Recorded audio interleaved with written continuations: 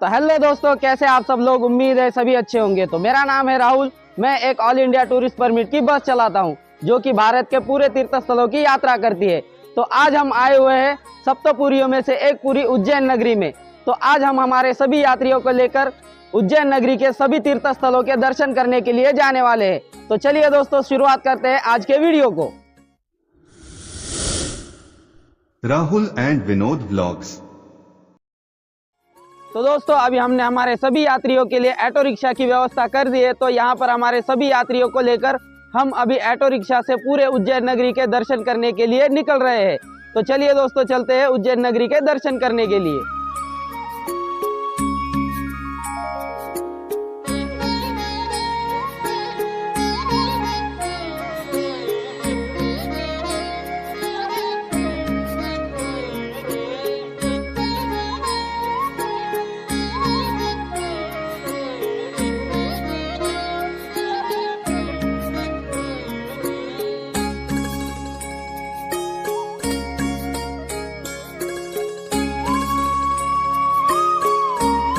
तो दोस्तों, अभी हम हमारे सभी यात्रियों को लेकर भरतरी गुफा के दर्शन करने के लिए आ गए हैं। तो चलिए दोस्तों, चलते हैं भरतरी गुफा के दर्शन करने के लिए।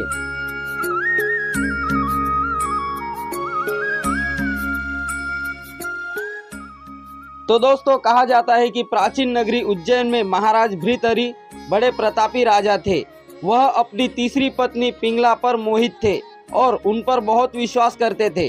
लेकिन जब उनकी प्रिय पत्नी उनको धोखा दे रही है, ये बात उनको जब पता चली तो उनके मन में वैराग्य जाग गया और उन्होंने नाथ संप्रदाय की दीक्षा ले ली और अपना सारा राजपाट अपने छोटे भाई सम्राट विक्रमादित्य को सौंपकर उज्जैन की इसी गुफाओं में महाराज भृतहरि ने 12 वर्षों तक तपश्चर्या की थी।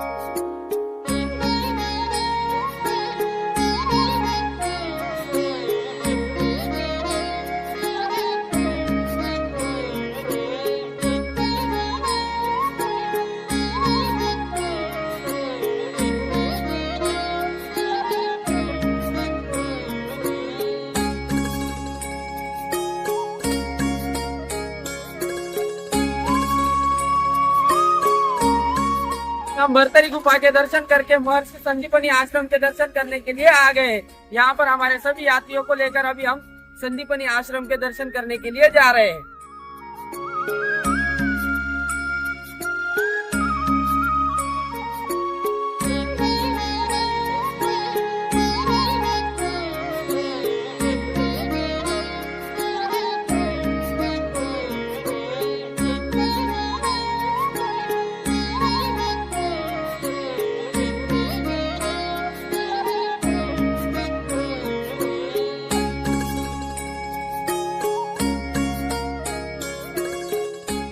तो दोस्तों कहा जाता है कि प्राचीन नगरी उज्जैन अपने राजनीतिक और धार्मिक महत्व के अलावा महाभारत काल की शुरुआत में शिक्षा का प्राथमिक केंद्र था।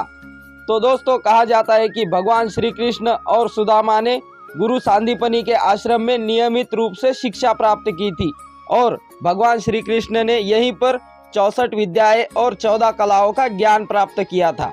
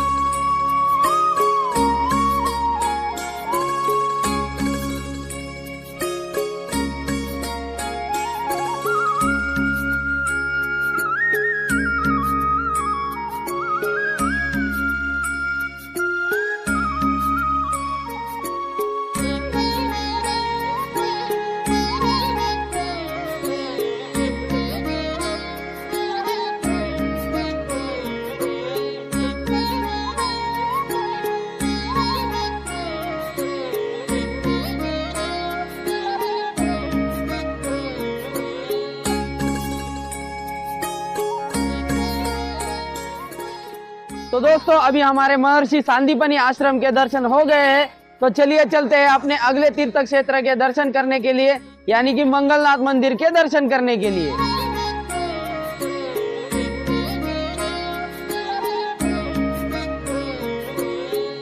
तो दोस्तों अभी हम हमारे सभी यात्रियों को लेकर मंगलनाथ मंदिर के दर्शन करने के लिए आ गए हैं। तो दोस्तों पुराणों के अनुसार कहा जाता है कि मंगलनाथ मंदिर को मंगल ग्रह का जन्म स्थान माना जाता है। जिनकी कुंडली में मंगल भारी रहता है वह अपने अनिष्टों ग्रहों की शांति के लिए इस मंदिर में पूजा पाठ करवाते हैं। दोस्तों अभी हमारे श्री मंगलनाथ मंदिर के दर्शन हो गए हैं, तो चलिए चलते हैं अपने अगले दर्शन स्थल की ओर।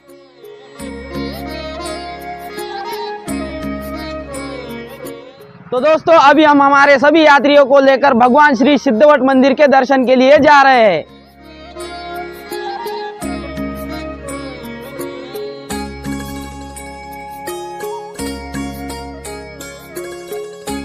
तो दोस्तों जैसे प्रयागराज में अक्षय वट है, नासिक में पंचवट है, वृंदावन में वंशी वट है तथा गया में गयावट है, उसी प्रकार इस उज्जैन नगरी में पवित्र सिद्धवट है।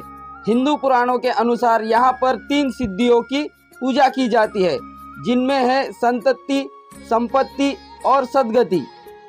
संतति यानी कि पुत्र प्राप्ति के लिए पूजा की जाती है, संपत्ति यानी कि धन और पैसा प्राप्ति के लिए पूजा की जाती है और सद्गति यानी कि पितरों के अनुष्ठान के लिए पूजा की जाती है।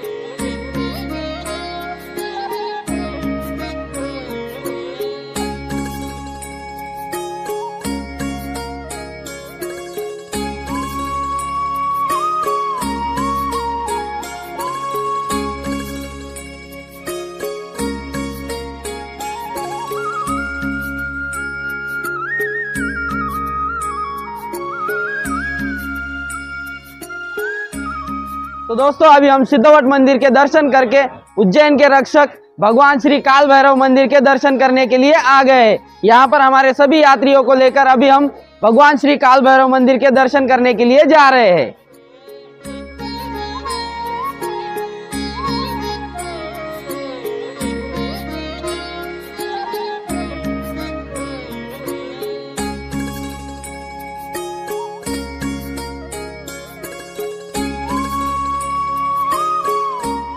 तो दोस्तों इस मंदिर में भगवान श्री काल भैरव की वैष्णव स्वरूप में पूजा की जाती है, इसलिए इस मंदिर से जुड़े अनेक कहानियां प्रचलित है, जिनके अनुसार उज्जैन के राजा भगवान श्री महाकालेश्वर ने भगवान श्री काल भैरव को इस स्थान पर उज्जैन शहर की रक्षा के लिए नियुक्त किया था। इसलिए भगवान श्री काल भैरव को उज्जैन शहर का कोतवाल भी कहा जाता है।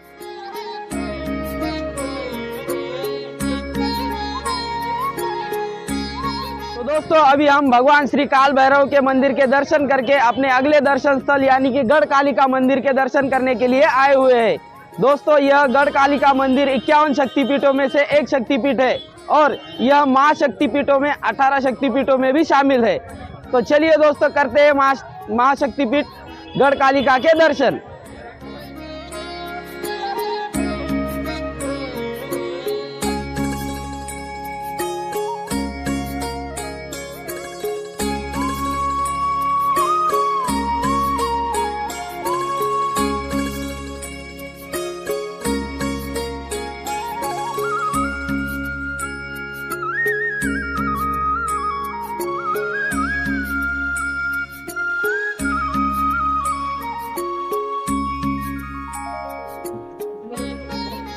जय श्री महाकाल। तो दोस्तों अभी हम गढ़कालिका मंदिर के दर्शन करके भगवान श्री महाकाल के दर्शन करने के लिए आ गए हैं। तो चलिए दोस्तों चलते हैं भगवान श्री महाकाल के दर्शन करने के लिए।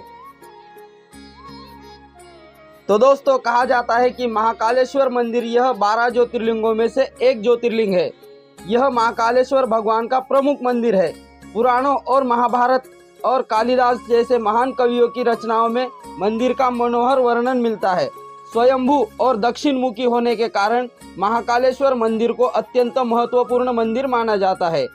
इसके दर्शन मात्र से ही मोक्ष की प्राप्ति होती है।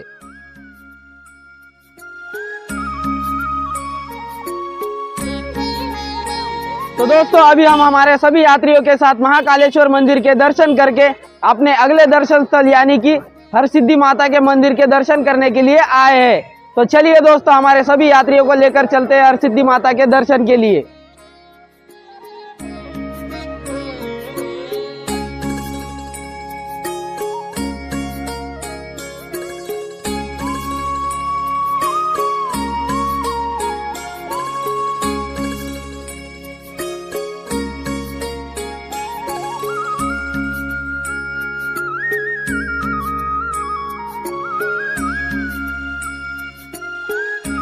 तो दोस्तों देश भर में हरसिद्धि देवी के कई प्रसिद्ध मंदिर है, लेकिन उज्जैन का यह मंदिर सबसे प्राचीन मंदिर है। उज्जैन की रक्षा के लिए आसपास देवियों का पहरा है। उनमें से एक हरसिद्धि देवी भी है। कहते हैं कि यह मंदिर वहां स्थित है जहां सती के शरीर का अंश अर्थात हाथ की कोहनी आकर गिरी थी। इसीलिए इस मंदिर को 51 शक्तिपीठों में से एक शक्तिपीठ कहा जाता है और इस मंदिर को भगवान श्री कृष्ण और राजा विक्रमादित्य की कुल देवी भी कहा जाता है।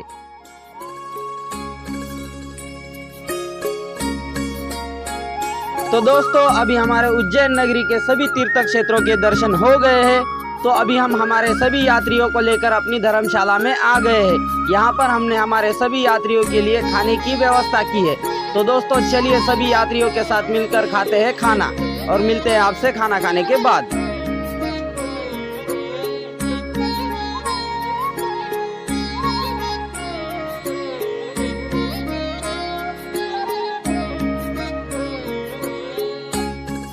तो दोस्तों अभी हमारे सभी यात्रियों का खाना हो गया है। तो अभी हम हमारे सभी यात्रियों को लेकर अपने अगले तीर्थ क्षेत्र यानी कि चित्रकूट, प्रयागराज, काशी और अयोध्या दर्शन के लिए निकल रहे हैं। तो चलिए दोस्तों समाप्त करते हैं इस वीडियो को यहीं पर। हमारे काशी अयोध्या दर्शन के वीडियो देखते रहने के लिए हमारे channel Rahul and Vinod blogs को सब्सक्राइब ज़रूर कर ले और वीडियो कैसा लगा ये हमें कमेंट करके ज़रूर बताएं और अपने दोस्तों के साथ वीडियो शेयर ज़रूर करें। अभी तक आपने इस वीडियो को लाइक नहीं किया है तो इस वीडियो को लाइक ज़रूर कर ले। धन्यवाद।